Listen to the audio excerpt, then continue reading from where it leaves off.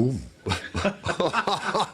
Biddly, but yes, yo. Here we go, ain't nobody down round here. You know what time it is. Without further ado, get your hood up. My hat's gone down, who cares?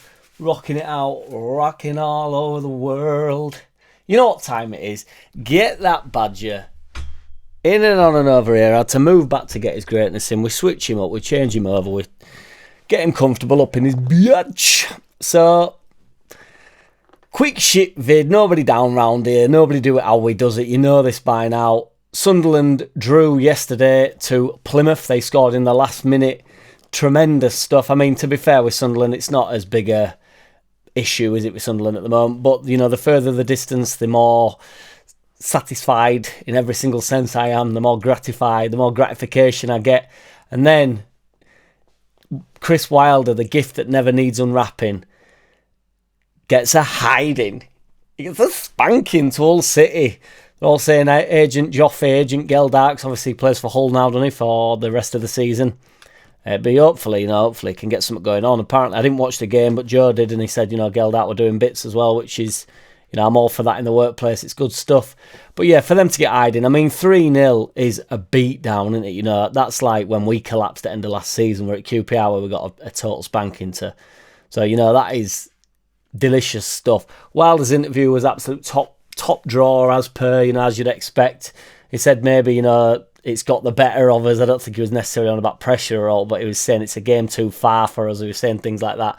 Obviously moaned about the squad depth and, I thought everybody were banging on about their squad depth and who they're bringing in, these world-class players, allegedly.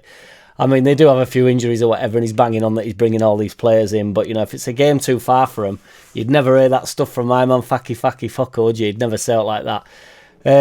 But yeah, it's mint watching that interview. I were at work, I was DJing at the time when all the goals were going in.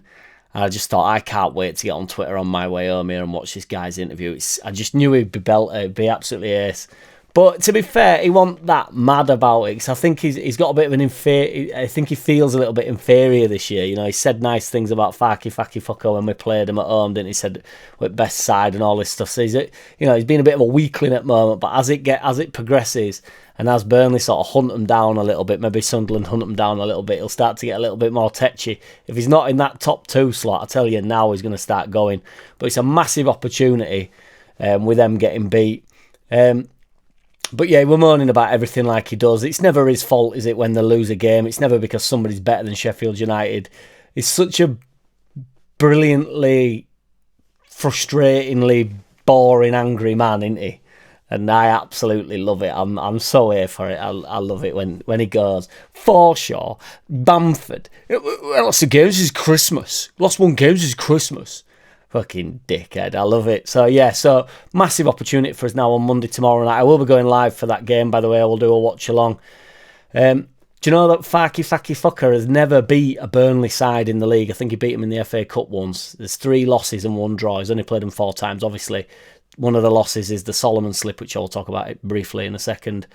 But, everybody likes this idea that, certain managers have certain managers' number. Maybe Burnley have just got Farke's number, no matter who's managing, no matter what league they're in, no matter what club he's at. Maybe Burnley have just somehow got his number, Maybe we can go down the Farke out route with that, Maybe it's just a Burnley thing.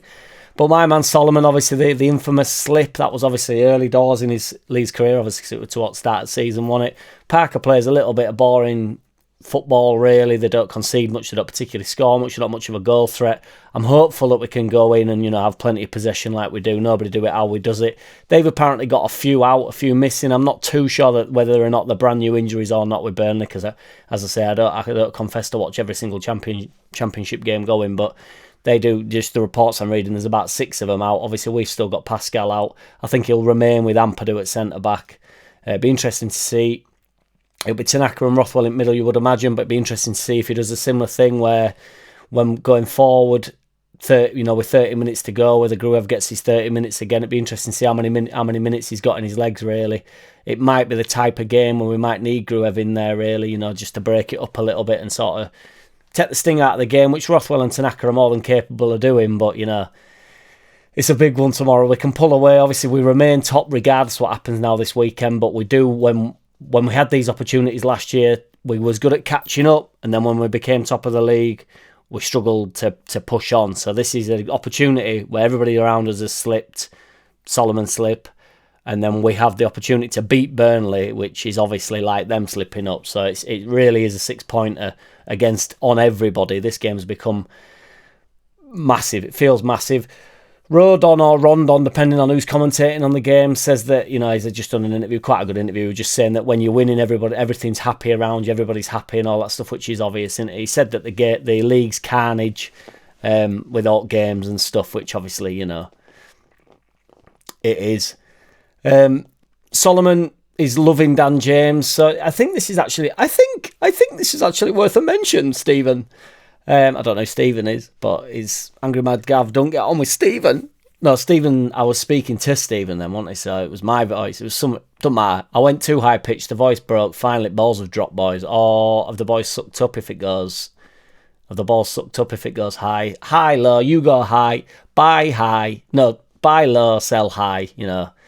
If 49ers need any financial advice, I'm here at drop of an hat, in an absolute heartbeat. Me and Badger are in and on and over here. You know that. Nobody do it how he does it. Let's get back on track. Yeah, Solomon's only 25, which I do think's worth mentioning. And I also think so apparently they're building, him and Dan James are building quite the relationship, like they're becoming friends. And Solomon was joking on his Instagram story that he loves him more than his fiancée and all this stuff, which is good stuff, really. I know I'm not really, don't really buy into all this nonsense that they have to be best mates and stuff, but I think Solomon is sort of you'd hope in enjoying his time, and it does help when you're settling in and if you've got some mates and stuff. But Dan James is only 27. It just feels like he's been around forever. So, really, these boys are potentially coming towards the peak, aren't they? And we're talking about signing Solomon next year. I would be up for that, just on the bit. I mean, if he stays injury free to end the season, I don't see how we can't go in for him, really. I mean, people reckon it'll be about 10 or 15 million, but I'm not 100% certain that'll be,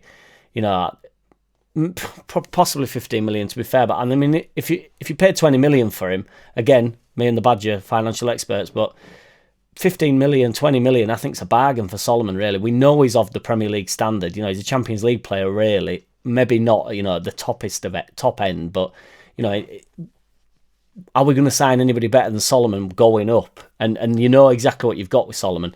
And I'm really hopeful, because I actually was one of the people that sort of thought James would sort of get edged out in Premier League, but really, he deserves his chance as much as next man, doesn't he? So, and tomorrow's a big one. We've got to get up first. I know we know that. Nobody do it how he does it, but yeah, I just thought it worth a comment to mention that they're both young lads, really, 25 and 27. If we're going to bang on about Rashford being a young man, why aren't these boys? So, I mean, Rashford's still 18 in everybody's head, I think. I don't know why I'm talking about Rashford, but, it's because he's a ball bag and he plays for that team over Hill, doesn't he? And then just to close, God knows what's happening with Buendia. I was looking it up. I mean, I don't know why I'm still looking at the Buendia stuff, but just as I've said to you before, if something comes up, it must come out.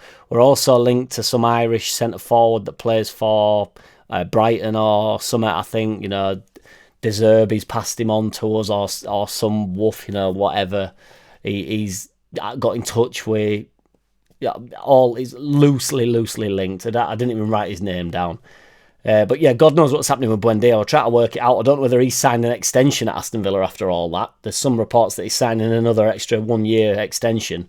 Then there's talks that he's off to Bayer Leverkusen.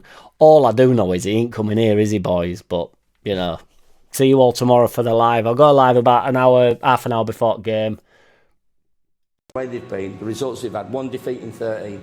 I've got Muppets from Leeds talking about pressures on us and Bamford and Forshaw and a couple of others, and it's over to you and this, that and the other. They got beat 7 times since Christmas. We've been beaten once. We've set it up from Christmas to be in the race. Boom. JackCity, bitch. JackCity, bitch.